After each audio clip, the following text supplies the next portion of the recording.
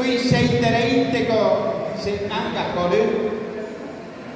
Ikature amo yuayu se ñeeja y porabo pire de miandu ama aceite de apitepe ama morán hamomba eguasubo de miapo yapoa ñandera pisacuera oyeroku o purajei oja anga mombe pire yaipahaisa castellano me oyejero de miapoja yepopa pire folklore ñe owa inglés wi haikatu ore roipuru ore ñene ha imagina ore abañene ro ejawa tamarandu. Si hay alguien que entendió, no traduzco, pero si hay alguien que no entendió, voy a traducirlo.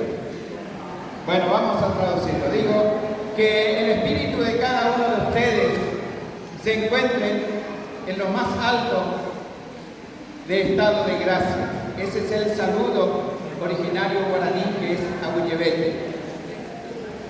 Y digo, ¿qué tal, mis queridos amigos, damas y caballeros? Hoy mi alma se desborda de emocionada alegría al tener la oportunidad de hilvanar algunas palabras llenas de los mejores buenos sentimientos para destacar las actividades que desarrollan estas personas que nos representan culturalmente, con la danza, con las canciones o desplegando distintas artes escénicas.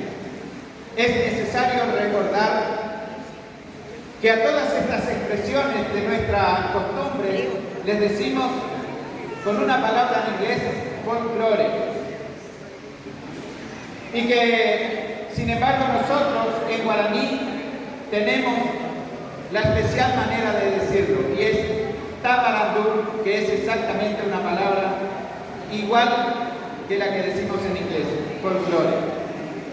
Y para mí es un verdadero placer realmente estar esta tarde, no para competir, porque el difusor que me precedió es un gran trabajador de la cultura y no estoy para competir, solamente vengo con el más íntimo deseo de hacer escuchar esta lengua que hace precisamente 3 días se cumplieron 531 años que prácticamente comenzó a ser perseguida, el guaraní, que a partir del 12 de octubre de 1492 pasó a ser discriminado. Y hoy por hoy nosotros, los difusores de la cultura guaraní, luchamos día a día y remando contra corrientes para hacer escuchar. Y gracias por permitirme poner el relieve aquí en este espacio, en esta estancia.